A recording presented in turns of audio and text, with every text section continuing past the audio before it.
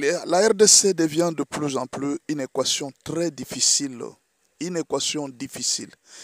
À tel point qu'on ne connaît pas qu'est-ce qui va arriver dans les jours qui viennent ou dans les heures qui viennent. Alors, tenez que le président Félix Tshisekedi a dit non au dialogue. Quand il a été à Munich, il a dit « Je ne veux pas négocier avec le M23 ». Pourquoi? Parce que ce n'est pas par orgueil que je refuse. Les gens peuvent penser que c'est par orgueil ou par un ego personnel. Non. Si je refuse de négocier, c'est peut-être pour plusieurs raisons.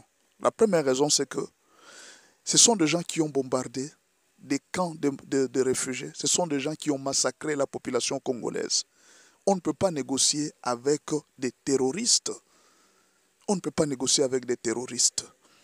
La deuxième chose, il y a déjà un processus de Nairobi où les groupes armés sont insérés pour faire avancer et négocier. Mais eux ne veulent pas. Mais alors, qu'est-ce que nous allons faire? Les abbés sont partis voir tous les opposants. Ils sont même partis voir en Belgique Franck Diongo. Ils ont vu Délice Sanga, ils ont vu Martin Fayoulou, ils ont vu Matata Pogno, en fait tous les opposants. Ils les ont vus. Pendant qu'ils sont partis voir à Kigali, ils ont vu Kagame, ils ont vu les M23 à Goma. Le lendemain de leur voyage, les M23 a pris Bukavu. Non, ils sont déjà à Bukavu. Donc, pour dire qu'ils n'ont pas ni les soucis de cesser le feu, ni même les soucis à un moment où je me dis, est-ce que ce genre ne se moque même pas des abbés?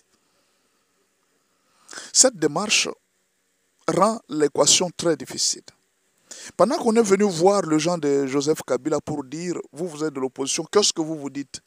Il dit, nous ne voulons plus des négociations. Le temps de négociation qu'on a donné à Félix Tshisekedi est déjà passé. Le temps de négociation qu'on a donné à Félix Tshisekedi est déjà passé.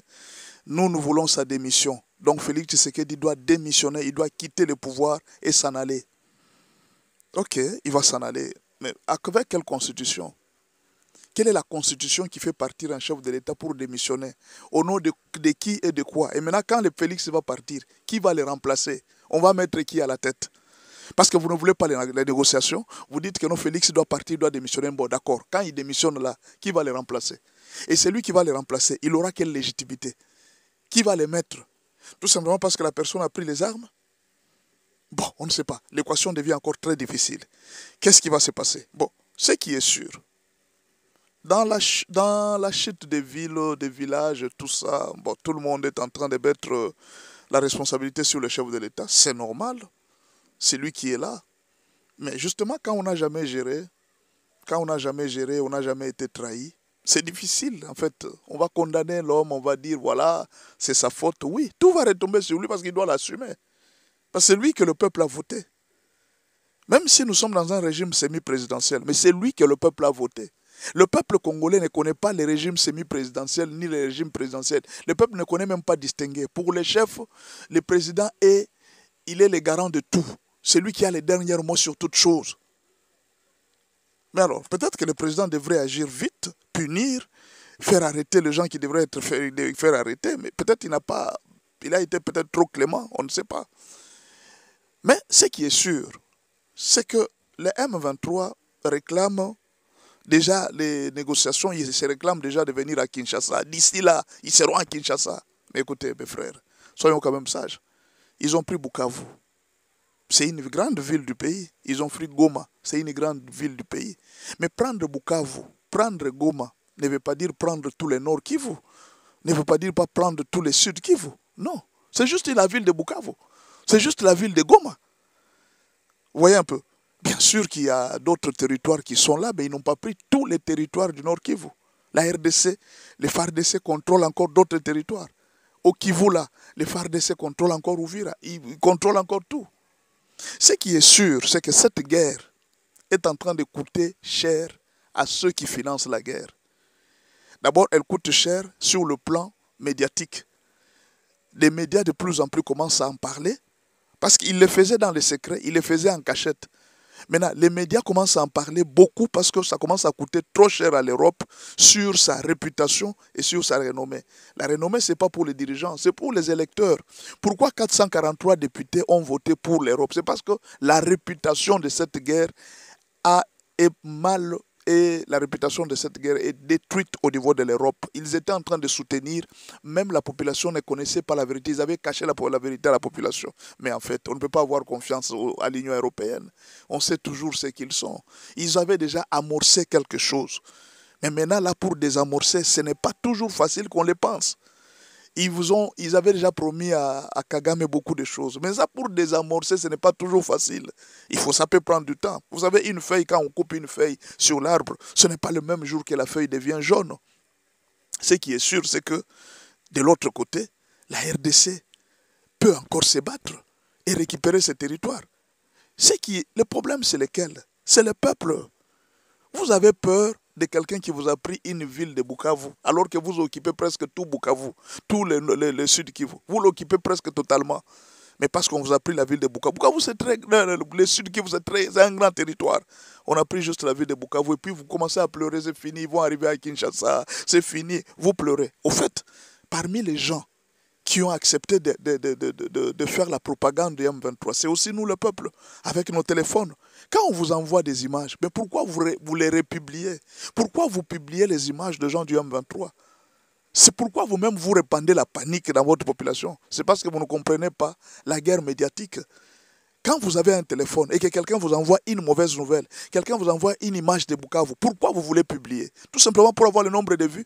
Est-ce que vous savez ce qu'une image peut faire dans la vie de vos confrères qui sont au fin fond, qui ne connaissent rien? Il y a des gens ici, même si on leur dit que non, voilà, Bukavu est tombé ou il n'est pas tombé. Ces gens, tant qu'ils ne sont pas informés, ils peuvent encore garder le moral haut et puis de combattre.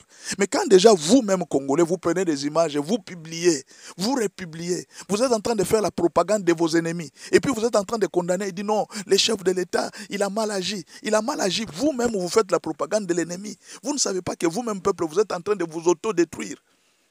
Bon, il est facile de dire non, que Nanga vienne seulement à Kinshasa. Ce n'est pas Nanga qui viendra à Kinshasa.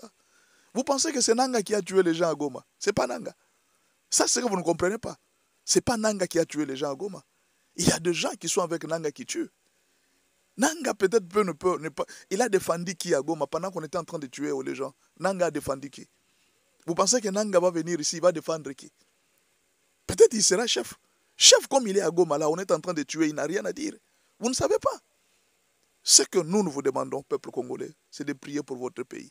Le fait que le président Félix Tshisekedi refuse le dialogue, ça complique une équation. C'est une équation qui est compliquée. La guerre, pour financer la guerre, ce n'est pas facile. Bien sûr, ces gens ont pris des minéraux, beaucoup de minéraux qu'ils sont en train de prendre. Mais ils vont les vendre où? Parce que sur le plan international, déjà, nous sommes en train de nous battre pour que les minéraux de la RDC ne soient pas vendus. Bien sûr, il y aura des contrebandes. Ça ne manque pas de contrebandes, mais c'est très dangereux.